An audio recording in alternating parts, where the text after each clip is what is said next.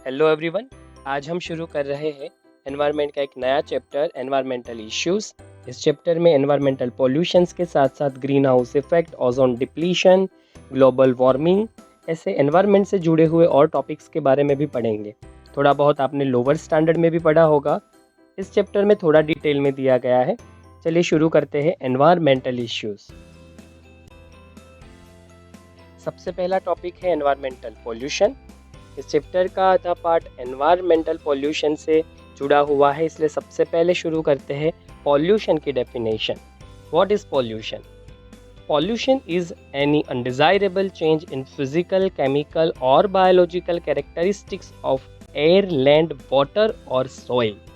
Environment के जो main component है एयर, लैंड एंड वाटर, जो हमारे एग्जिस्टेंस के लिए सबसे इम्पोर्टेंट है, उसकी केमिकल, फिजिकल और बायोलॉजिकल कैरेक्टरिस्टिक्स फीचर में अनवांटेड चेंज आता है, अनडिजायरेबल चेंज आता है, नेगेटिव चेंज आता है।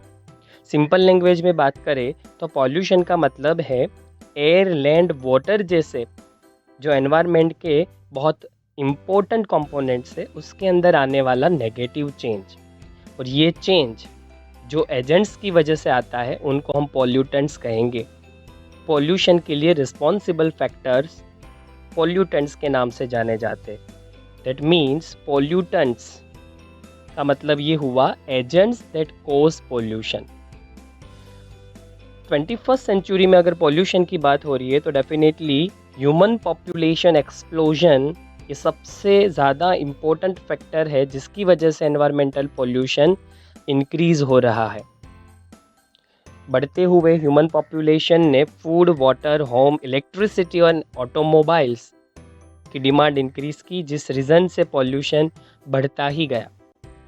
हम जानते हैं कि ह्यूमन स्पीशीज़ ने एनवायरमेंटल रिसोर्सेज, नेचुरल रिसोर्सेज का यूटिलाइजेशन तो किया, पर उसको मेंटेन प्रॉपर तरीके से नहीं किया। तो हम कह सकते हैं कि ह्यूमन स्पीशीज़ डेवलप्ड हो चुकी है, उन्होंने टेक्नोलॉजी डेवलप्ड की, उन्होंने डेवलपमेंट किया, पर एक्चुअल में ये डेवलपमेंट सस्टेनेबल नहीं है। ये एनवायरनमेंट को साथ में रख के किए जाने वाला ग्रोथ नहीं था। इसी रीज़न से एनवायरनमेंट अनस्टेबल हो गया, और वही अनस्टेबिलिटी पॉल्यूशन के नाम से जानी जाती है। और इसको कंट्रोल करना बहुत इम्पोर्टेंट है, क्योंकि हमारा कहीं ना कहीं एग्जिस्टेंस नेचुरल रिसोर्सेज के साथ जुड़ा हुआ है, इकोसिस्टम के साथ जुड़ा हुआ है। अगर एनवायरनमेंट स्टेबल है तभी इकोसिस्टम स्टेबल होगा, और ये सब कुछ स्टेबल है तभी ह्यूमन स्पीशीज अपना एग्जिस्टेंस बचाए रख सकती है। इसलिए गवर्नमेंट ऑफ इंडिया ने एनवायरमेंटल प्रोटेक्शन एक्ट 1986 में पास किया, जो एनवायरमेंटल पॉल्यूशन को कंट्रोल करने के लिए था, एनवायरनमेंट को प्रोटेक्ट करने के लिए था, और ख़ास करके एनवायरनमेंट की जो क्वालिटी है उसको इम्प्रूव करने के लिए था। एनवायरमेंटल पॉल्यूशन का सबसे पहला सब टॉपिक है एयर पॉल्यूशन एंड उसका प्रिवेंशन एंड कंजर्वेशन। तो एनवायरमेंटल पॉल्यूशन में एयर पॉल्यूशन के पीछे रिस्पॉन्सिबल फैक्टर्स कौन कौन से हैं? Causes of air pollution, harmful effects of air pollution, उसका प्रिवेंशन कैसे कर सकते हैं, उसका कंट्रोल करने के लिए गवर्नमेंट ने क्या किया, ये सारी चीज़ें हम डिस्कस कर रहे हैं इस टॉपिक के अंदर। एयर पॉल्यूशन में सबसे पहला टॉपिक है कॉजेस ऑफ एयर पॉल्यूशन। तो कॉजेस ऑफ एयर पॉल्यूशन में मेन दो कॉजेस की हम बात कर रहे हैं फिलहाल। Thermal power plants, melters, manufacturing industries, factories, इन सब से निकलने वाला गैसियस एयर पॉल्यूटेंट, उनके स्मोक में से जो गैसियस एयर पॉल्यूटेंट निकलता है, और पार्टिकुलेट दैट मीन्स पार्टिकल्स, ये दोनों एयर पॉल्यूटेंट एयर को पोल्यूट करते हैं, एटमॉस्फेरिक एयर की क्वालिटी को डिक्रीज़ करते हैं, और उसके साथ साथ ऑटोमोबाइल्स भी रिस्पॉन्सिबल है। बढ़ती हुई ह्यूमन पॉपुलेशन ने व्हीकल्स की नीड को इंक्रीज़ किया, व्हीकल्स के नंबर इंक्रीज़ हुए, उसी के साथ साथ पेट्रोल और डीजल की नीड बढ़ गई। पेट्रोल और डीजल के बर्न होने से जो हार्मफुल गैसेस फॉर्म होते हैं वो एटमॉस्फेयर को पॉल्यूट करते हैं, और ह्यूमन की सबसे इम्पोर्टेंट एक नीड ये भी है कि ऑक्सीजन एटमॉस्फेरिक एयर से हम इनहेल करते हैं लंग्स तक। हमारी ब्रीथ में हम एटमॉस्फेरिक एयर को इनहेल करते हैं, उसी एयर के साथ ये पॉल्यूटेंट्स हमारे लंग्स तक पहुंच जाते हैं और हमारी बॉडी को डैमेज करते हैं। और उसमें सबसे ज़्यादा हार्मफुल है 2.5 mm particles. Central pollution control board CPCB इन्होंने बताया कि 2.5 mm डायामीटर के पार्टिकल्स को हमारी बॉडी नहीं रोक सकती। नेचर ने हमारी बॉडी में कुछ बैरियर्स बनाए हैं जो हमें प्रोटेक्ट करते हैं। जैसे आप देखिए, एटमॉस्फेरिक एयर को इनहेल हम जब करते हैं तो नॉस्ट्रिल उस एयर को फिल्टर करते हैं। हमारे नॉस्ट्रिल्स में आप देखिए तो हेयर है, उसमें चिपचिपा लिक्विड है जिसको हम म्यूकस कहते हैं, और ये लिक्विड जो है चिपचिपा जिसको म्यूकस कहते हैं हम, उसी के अंदर एयर के अंदर कोई भी डस्ट पार्टिकल और पॉल्यूटेंट है तो वो चिपक जाते हैं और उसको ये म्यूकस लंग्स तक नहीं पहुंचने देता। पर ऐसा कहा जाता है 2.5 mm पार्टिकल्स लंग्स तक पहुंच सकते हैं, इसको बैरियर नहीं रोक सकता। और उसी रीज़न से ये पार्टिकल सबसे ज़्यादा डेंजरस है, क्योंकि ये पार्टिकल ग्रेटेस्ट हार्म कर सकता है ह्यूमन हेल्थ को। अगर आप एयर पॉल्यूशन के ऊपर वर्क करने वाले किसी भी NGO को जानते हो या फिर कोई रिसर्चर को जानते हो, एनवायरमेंटल साइंटिस्ट को जानते हो, तो डेफिनेटली आप उससे पूछेंगे या गूगल करिए, तब भी आपको पता चलेगा कि ये कितना हार्मफुल है। बहुत फेमस आर्टिकल्स आपको मिलेंगे 2.5 mm पार्टिकल्स के बारे में। एयर पॉल्यूशन में अगर हम हार्मफुल पार्टिकल्स की बात करें तो 2.5 mm सबसे फेमस पार्टिकल है। अब बात करते हैं harmful effects of air pollution. Air pollution की हार्मफुल इफ़ेक्ट्स क्या है? सबसे पहले बात करते हैं ह्यूमन स्पीशीज़ को एयर पॉल्यूशन कैसे हार्म करता है।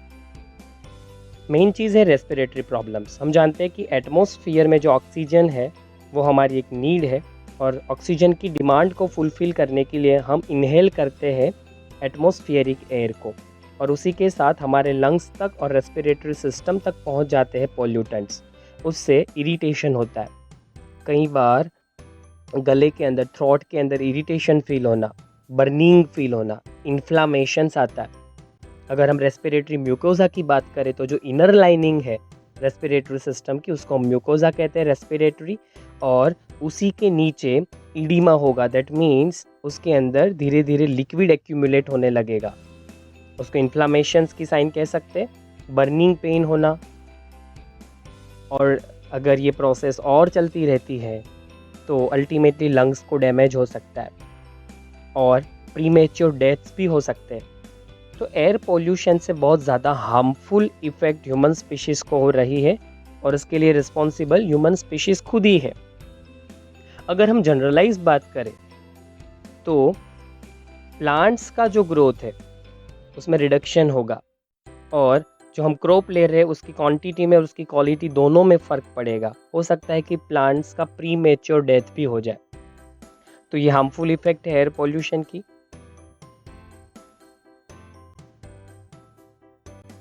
अब बात करते हैं एयर पोल्यूशन को कंट्रोल कैसे कर सकते हैं। तो सबसे पहली चीज़ है industries, factories, thermal power station, जहाँ से स्मोक निकलता है, धुआं निकलता है, पार्टिकुलेट मैटर्स निकलते हैं, पार्टिकल्स जो एटमॉस्फेरिक एयर में जा रहे हैं, हम उसको फ़िल्टर करके एटमॉस्फेयर में जाने दें।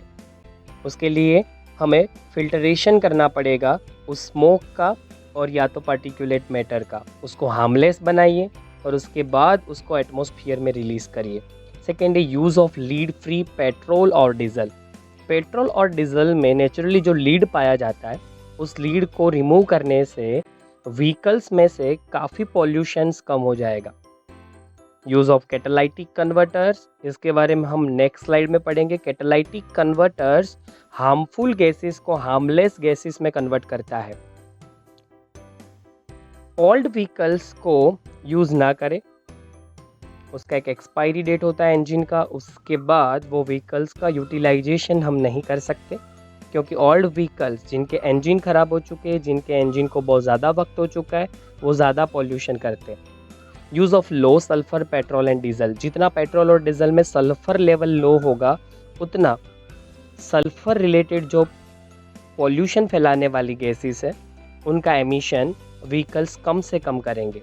Application of pollution level norms for vehicles, हम जानते हैं पीयूसी, ये एक नंबर होता है, आपका व्हीकल कितना पॉल्यूशन स्प्रेड कर रहा है, कितना धुआं एटमॉस्फेयर में छोड़ रहा है, जो स्मोक एमिशन है वो कितना है, वो शो करता है।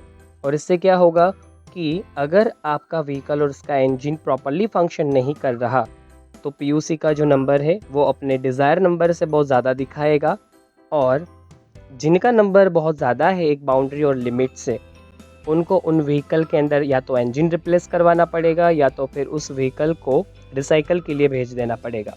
Use of compressed natural gas, petrol और डीजल के कंपैरिजन में सीएनजी गैस का अगर यूटिलाइजेशन किया जाए तो पोल्यूशन के लेवल में काफ़ी फ़र्क हो सकता है। सीएनजी कम से कम पोल्यूशन स्प्रेड करता है एटमॉस्फेयर में जब कंपेयर करते पेट्रोल और डीजल के साथ।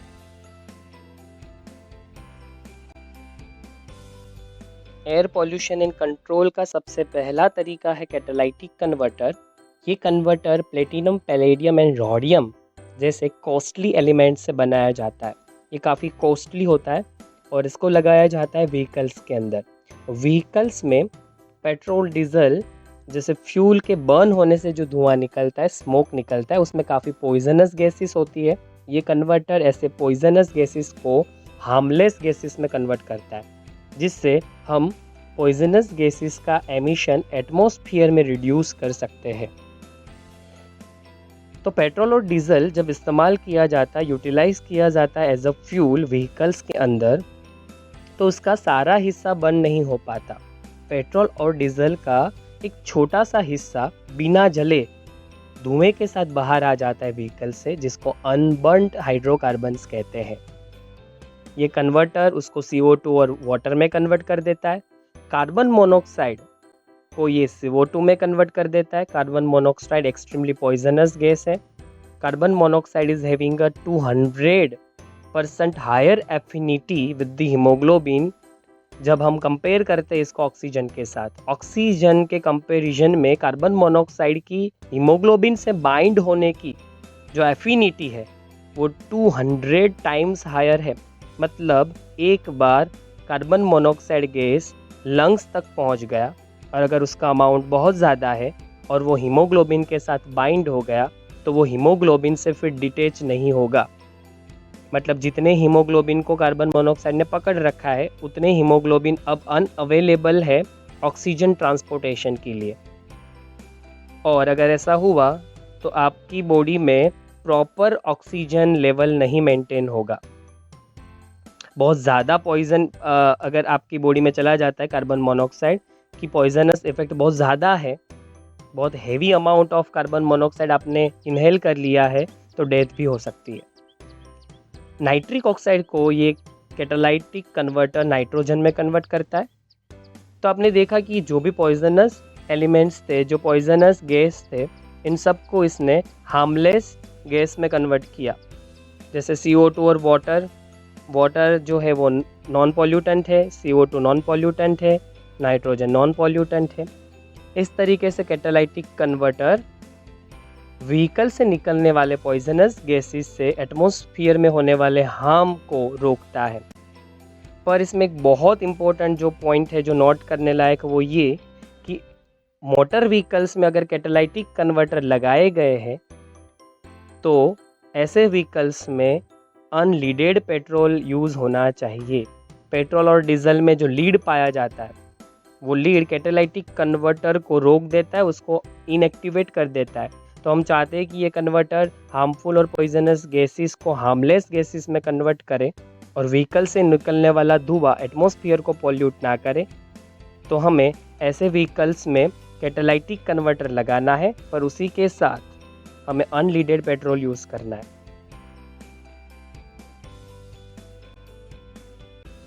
प्रिवेंशन ऑफ एयर पोल्यूशन में अब दूसरा टॉपिक देखते हैं, use of CNG। CNG is better and cheaper than petrol and diesel. ये पेट्रोल और डीजल से काफ़ी बेटर है और चीपर है। It Burns almost completely. हमने आगे के टॉपिक में देखा कि जब भी व्हीकल में पेट्रोल और डीजल बर्न होते हैं तो इंजन कम्प्लीटली पेट्रोल और डीजल के 100% पार्ट को बर्न नहीं कर पाता। एक ऐसा भी हिस्सा होता है व्हीकल से निकलने वाले धुएं में जिसमें पेट्रोल और डीजल का जो हिस्सा नहीं जल पाया वो मौजूद है, पर सीएनजी पूरा जल जाता है, इसलिए एफिशिएंसी भी इसकी अच्छी है। It can not be siphons off by thieves and adulterate. इसका मतलब ये भी हुआ कि इसको चोरी नहीं किया जा सकता। हम जानते हैं कि पेट्रोल और डीजल की चोरी होती है, व्हीकल से कई लोग इसको निकाल लेते। सीएनजी की चोरी नहीं कर सकते, वो गैसियस फॉर्म में है। पर एडवांटेजेस के साथ इसके डिसएडवांटेजेस भी है। मेन प्रॉब्लम ऑफ सीएनजी देखें तो difficulty of laying down pipelines to deliver CNG through distribution points और पंप। ये गैसियस फॉर्म में होने की वजह से हमें पाइपलाइन बिछानी पड़ती है और उसी के थ्रू हमें सीएनजी गैस को पहुंचाना पड़ता है पंप तक। ये सबसे बड़ी प्रॉब्लम है। अगर हम सीएनजी के एडवांटेजेस के बारे में बात करें तो ये चीपर है, ये बेटर है पेट्रोल डीजल के कंपैरिजन में। ये कम्प्लीटली बर्न हो जाता है, इसको चोरी नहीं किया जा सकता और इसके बर्न होने से कोई हार्मफुल गैसेस फॉर्म नहीं होती, तो ये कम से कम पॉल्यूशन करता है एटमॉस्फेयर को। एयर पॉल्यूशन एंड प्रिवेंशन, इसका तीसरा तरीका है इलेक्ट्रोस्टैटिक प्रेसिपिटेटर्स। ये मोस्टली यूज़ किया जाता है थर्मल पावर प्लांट्स में। थर्मल पावर प्लांट्स के धुएं में से निकलने वाला पार्टिकुलेट मैटर, जिसको हम पार्टिकल्स कह सकते हैं, उसका 99% हिस्सा ये डिवाइस रिमूव कर सकता है। It can remove over 99% particulate matter present in the exhaust from a thermal power plant। कैसे करता है काम? तो इसके अंदर इलेक्ट्रोड वायर्स होते हैं। उन वायर्स में से थाउजेंड्स वोल्ट का करंट पास किया जाता है। इन वायर से इलेक्ट्रॉन रिलीज होते हैं। हम जानते हैं इलेक्ट्रॉन नेगेटिवली चार्ज होते हैं। ये इलेक्ट्रॉन जो धुआं पास होता है इस मशीन से, उस धुएं में जो डस्ट पार्टिकल है उसको नेगेटिव चार्ज देते हैं, इसलिए डस्ट पार्टिकल नेगेटिव चार्ज हो गए और ये dust particle positively charge plates की तरफ अट्रैक्ट हो गए और प्लेट्स पे डिपॉजिट हो जाएंगे। इसी तरीके से हम धुएं में से सारे डस्ट पार्टिकल को ऐसे नेगेटिवली चार्ज करके रिमूव कर सकते हैं। पर ये प्रोसेस तभी हो सकती है जब जो हवा हम पास कर रहे, जो स्मोक हम पास कर रहे इलेक्ट्रोस्टैटिक प्रेसिपिटेटर्स से, वो हवा की जो वेलोसिटी है वो स्लो होनी चाहिए, वो लो होनी चाहिए, तभी डस्ट पार्टिकल्स फॉल हो पाएंगे। The velocity of air between the plates must be low enough to allow the dust to fall. इसका मतलब ये हुआ कि इस मशीन से आप जो धुआं पास कर रहे हैं उस धुएं की स्पीड बहुत ही कम होनी चाहिए, वरना उसमें डस्ट पार्टिकल्स रिमूव नहीं होंगे और वो धुआं वैसा ही पॉल्यूटेंट लेके एटमॉस्फेरिक एयर को पॉल्यूट करेगा। तो ये तरीका है थर्मल पावर प्लांट या स्टेशन से डस्ट पार्टिकल्स को कैसे रिमूव किया जाए। एयर पोल्यूशन एंड प्रिवेंशन का चौथा तरीका है सल्फर डाइऑक्साइड रिमूव करने के लिए यूज़ होने वाला स्क्रबर। स्क्रबर सल्फर डाइऑक्साइड को रिमूव कर लेता है। इसके लिए आपको स्मोक को वाटर और लाइम के स्प्रे से पास करना होगा। सल्फर डाइऑक्साइड लाइम के साथ रिएक्ट कर लेगा और इस तरीके से आपके पास किए गए स्मोक में से सल्फर डाइऑक्साइड रिमूव हो जाएगा और उसके बाद आप उस गैसियस पार्ट को एटमॉस्फेयर में रिलीज कर सकते हैं। Very small particulates are not removed by this precipitators. ये जो स्क्रबर है वो छोटे छोटे पार्टिकुलेट को, मतलब डस्ट पार्टिकल्स को, पार्टिकुलेट मैटर को रिमूव करने के लिए यूज़ में नहीं आ सकता। इसका मेन यूटिलाइजेशन है अगर एग्जॉस्ट में सल्फर डाइऑक्साइड है तो उसको रिमूव करने के लिए आप स्क्रबर का यूटिलाइजेशन कर सकते हैं।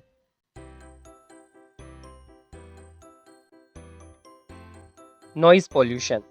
Noise pollution is a part of air pollution. Noise pollution is included in a air pollution. A noise is undesired high level of sound. Noise का मतलब है ऐसा साउंड जो हाई फ्रिक्वेंसी हाई लेवल का है और अनडिजायर्ड है। अनचाहा sound ऐसा वॉइस, ऐसा साउंड जो अनडिजायर्ड है, हाई लेवल का है, हाई फ्रिक्वेंसी का है। उस पोल्यूशन को प्रिवेंट करने के लिए prevention and control of pollution act 1981 में फॉर्म किया गया, जिसका इम्प्लीमेंटेशन 1987 में हुआ। हमने नॉइज़ को एयर पोल्यूटेंट के फॉर्म में ही देखा है। नॉइज़ एयर पोल्यूशन फैलाने वाला एक पॉजिटिव फैक्टर है और इसको इंक्लूडेड किया गया है एयर पोल्यूशन में। What are the sources of noise pollution? Music instruments, loudspeakers, crackers, industries are the sources of noise pollution. Loud speakers जो हम बजाते हैं काफ़ी इवेंट्स में, प्रोग्राम में, उसका एक लेवल होता है, वो डिज़ायर लेवल पे ही आपको प्ले करना रहता है। 10 o'clock के बाद उसकी परमिशन नहीं होती है। जनरल परमिट आपको 10 o'clock तक की दी जाती है और कुछ खास फेस्टिवल में जैसे नवरात्रि है तो 12 o'clock तक की परमिशन होती है लाउड स्पीकर के लिए। क्रैकर्स, कुछ जगहों पे आप क्रैकर्स नहीं फोड़ सकते, जैसे कि हॉस्पिटल एरियाज़, स्कूल के आगे का जो पोर्शन है वहाँ। इंडस्ट्रीज़ मोस्टली रेसिडेंशियल प्लेस से दूर होती है, जिससे इंडस्ट्रीज़ का जो नॉइज़ है वो रेसिडेंशियल प्लेसेस तक ना पहुँचे। What are the harmful effects of noise pollution? कई बार लगता है कि नॉइज़ पोल्यूशन इतना डेंजरस नहीं है जितना एयर, सॉइल और वाटर पोल्यूशन है, पर ऐसा नहीं है। Noise pollution is very harmful. It causes psychological problems, physiological problems. ऐसा साउंड जिसका लेवल 150 डेसिबल से अप है। Decibel is the unit that measure the level of voice, noise और साउंड। जनरली ये साउंड तब जनरेट होता है जब जेट प्लेन्स और रॉकेट टेक ऑफ करते हैं और ये ईयर ड्रम्स को सीवियर डैमेज कर सकता है। और अगर आप क्रॉनिकली एक्सपोज हो रहे हैं ऐसे नॉइज़ के अंदर, कंटिन्यूअसली ऐसा नॉइज़ आपके ईयर ड्रम्स में जा रहा है, तो आपकी हियरिंग एबिलिटीज़ को डैमेज हो सकता है। इससे काफ़ी और प्रॉब्लम्स भी हो सकते हैं, जैसे स्लीपलेसनेस, नींद ना आना, इंक्रीज्ड हार्ट बीट का बढ़ जाना, ब्रीदिंग प्रॉब्लम्स, इवन स्ट्रेस। और आप फिगर में और भी चीज़ें देख पा रहे हैं कि नॉइज़ पॉल्यूशन से और भी चीज़ें हो सकती है, जैसे खास करके छोटे बच्चों में कॉग्निटिव डेवलपमेंट का डिले होना, जिसको हम ब्रेन एबिलिटीज़ कहते हैं, वो प्रॉपरली डेवलप नहीं हो सकती। और इसी के साथ आप देखें तो स्लीप डिस्टर्बेंसेस हो सकता है, हार्ट रेट इंक्रीज़ हो सकता है, इम्यून सिस्टम में चेंजेस आ सकते हैं, एंजाइटी से स्ट्रेस और मूड शिफ्टिंग हो सकता है। कॉर्टिसोल, जिसको स्ट्रेस हार्मोन कहा गया है, उसका लेवल इंक्रीज हो सकता है। हाइपरटेंशन हो सकता है, ब्लड प्रेशर इंक्रीज हो सकता है। मायोकार्डियल इन्फाक्शन हो सकता है, जो एक कार्डियक डिसऑर्डर है। वाजो कंस्ट्रिक्शन, वेसल्स कंस्ट्रिक्ट हो सकती है। ब्लड प्रेशर एलिवेट हो सकता है। एड्रेनालिन का लेवल भी एलिवेट हो सकता है। तो नॉइस पोल्यूशन से बॉडी में साइकोलॉजिकल और फिजियोलॉजिकल दोनों इफेक्ट होती है और हार्मफुल इफेक्ट जनरेट होती है। नॉइस पोल्यूशन को कंट्रोल कैसे करें? Control of noise pollution, sound absorbent material का यूटिलाइजेशन करिए, उसका यूज़ करिए। थिएटर में लगाए जाते हैं ये। थिएटर्स में आपने देखा होगा कि 3-4 स्क्रीन होती है, सब स्क्रीन पे अलग अलग मूवीज़ चल रहे होते हैं, फिर भी एक स्क्रीन के मूवी की आवाज़ दूसरी स्क्रीन तक नहीं पहुंचती, क्योंकि वहाँ पर साउंड एब्सॉर्बेंट लगाए जाते हैं। इंडस्ट्रीज में भी इसका इस्तेमाल कर सकते हैं और उससे भी नॉइस पोल्यूशन को कम किया जा सकता है। Delimitation of horn free zones around hospitals and school और हॉस्पिटल एरिया में हॉर्न नहीं बजाना चाहिए। वहाँ पर हॉर्न फ्री जोन्स का सिंबल भी लगाया जाता है, जिससे हॉस्पिटल के पेशेंट्स और स्कूल के बच्चों को स्टडी में प्रॉब्लम ना हो। Permissible sound levels of crackers and loud speaker, जो लिमिट तक गवर्नमेंट के नॉर्म्स है उसी लेवल तक, उसी बाउंड्री तक क्रैकर्स का यूज़ करना चाहिए। लाउड स्पीकर को परमिसिबल टाइमिंग तक ही यूटिलाइज करना चाहिए, यूज़ करना चाहिए। 10 o'clock तक आप लाउड स्पीकर बजा सकते हैं। नवरात्रि में ये लिमिट 12 o'clock तक की होती है। क्रैकर्स को हॉस्पिटल के सामने नहीं फोड़ना चाहिए और वो परमिसिबल भी नहीं है। स्कूल एरिया के सामने मेन रोड पे आप क्रैकर्स नहीं फोड़ सकते। Delimit the timings of using loud speaker, जैसे बताया लाउड स्पीकर कोई फंक्शंस में यूज़ कर रहे, बर्थडे पार्टी है आपकी, कोई इवेंट है जैसे मैरिज है, उसमें कोई डांस पार्टी रखी आपने, तो इन सब जगहों पे, सब इवेंट्स पे लाउड स्पीकर को एक पर्टिकुलर टाइम तक ही यूज़ किया जा सकता है और जनरली वो टाइम 10 o'clock तक का है। 10 o'clock तक ही आप उसको बजा सकते हैं, प्ले कर सकते हैं। नवरात्रि में ये 12 o'clock तक इंक्रीज़ कर दिया जाता है। ये है कैसे कंट्रोल कर सकते हैं नॉइज़ पॉल्यूशन को।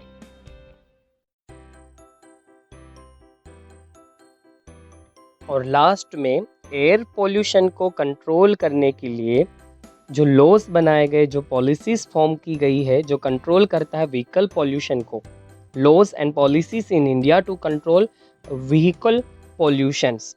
फर्स्ट है ऑटो फ्यूल पॉलिसी। ये व्हीकल से निकलने वाले स्मोक और धुएं से जो पॉल्यूशन स्प्रेड होता है एटमॉस्फेयर में, उसको कट डाउन करने के लिए सिटीज़ में इम्प्लीमेंट करवाया गया यूरो 2 नॉर्म्स। यूरोपियन कंट्रीज़ के जो रूल्स एंड रेगुलेशन थे उसको स्टडी करके उसमें थोड़ा मॉडिफिकेशन करके यही रूल्स रेगुलेशन को यूरो 2 से हमने भारत 2, भारत 3 स्टेजेस ऐसे फॉर्म में इम्प्लीमेंट करवाया। और ये नॉर्म्स क्या कहते थे? Control sulphur content at 350 ppm in diesel. Sulphur का कंटेंट 350 ppm तक डीजल में कंट्रोल करिए और पेट्रोल में 150 ppm तक, जिससे सल्फर डाइऑक्साइड जो गैस है, हार्मफुल गैस, उसका एमिशन कंट्रोल होगा। Level of aromatic hydrocarbons is to be at 42% of the fuel. Fuel के अंदर एरोमेटिक हाइड्रोकार्बन्स का टोटल कंटेंट 42% ही होना चाहिए। और फ्यूचर में हमने ये गोल फॉर्म किया है कि हम रिड्यूस करेंगे 50 ppm तक सल्फर पेट्रोल के अंदर और डीजल के अंदर, और हम सल्फर लेवल को फ्यूल के 35% तक लेकर आएंगे। तो in future reduce sulphur to 50 ppm in petrol and diesel both and bring down the level to 35%। और लास्ट है अपग्रेड व्हीकल्स इंजिन्स। पुराने व्हीकल के इंजिन ज़्यादा पॉल्यूशन स्प्रेड करते हैं, तो व्हीकल के इंजिन्स को अगर अपग्रेड किया जाए, पुरानी टेक्नोलॉजीज़ के जो इंजन अगर उसमें कुछ ऐसा बदलाव लाया जाए कि जिससे जो फ्यूल है पेट्रोल, डीजल, सीएनजी जो हम एज अ फ्यूल यूज़ करते हैं, उस फ्यूल के बर्न होने की एफिशिएंसी इंक्रीज़ हो और जो व्हीकल्स है वो ज़्यादा एफिशिएंसी से काम दे, जिससे पॉल्यूशन लेवल काफ़ी लेवल तक कम हो सकता है।